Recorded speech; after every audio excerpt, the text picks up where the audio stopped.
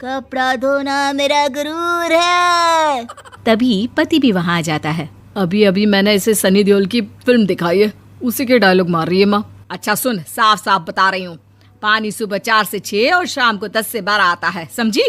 Vibha timing सुनकर हैरान हो जाती है। ये क्या भूतों का मोहल्ला है? सुबह 4 बजे उठकर कौन कपड़े धोता है? 4 बजे टंकी में पानी जाता है, फिर सारा दिन धोना ना, किसने मना किया? अरे कैसी बात कर रही हैं? 200 लीटर की टंकी में कितने कपड़े धो लूंगी मैं? सुबह ही उठ जाऊंगी मैं। अब क्या था, विभा सुबह 4 से लेकर रात के 12 बजे तक कपड़े ही धोती रहती। एक रोज सास पड़ोस से निकलकर कहीं जा रही होती है कि साथ वाली कहती है, हाँ कल्लू की माँ, जरा ये बताओ कि 2 साड़ी है, 2 ब्लाउज और एक पेटीकोट और एक नाड़े वाला लंबा कच्छा। हाँ तो? अरे तो क्या, कितना लोगी धुलाई ये बताओ। धोबन दिख रहे हैं हम क्या? हमारे पति सरकारी नौकरी से अभी अभी रिटायर हुए हैं और बेटा सुपरवाइजर है कोयला फैक्ट्री में। धोबन समझ रखा है हमें? हाय रे कल्लू की अम्मा, माफ कर दो, वो तो मोहल्ले में यही सब बता रहे थे कि तुमने बहू को कपड़ा धुलवाने के काम में लगा दिया है। सास को पड़ोसन की बात सुनकर गुस्सा आ जाता है। वो घर पहुंचती है जहां घर के बाहर ही इतने सारे कपड़े सूख रहे होते हैं जितने कि किसी धोबन के घर पर। अरे ओ कल्लू की दुल्हन, बाहर निकल।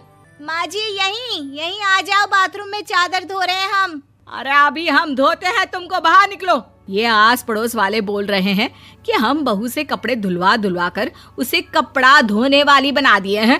अरे छोड़ो ना माँ जी, किन लोगों की बातों में आती हो? आस पास के लोगों का तो काम ही होता है कि वो किसी तरह सास बहू को लड़ा दे। बहू सारे घर के कपड़े धोती है, ये क्या कम है? बोलिए।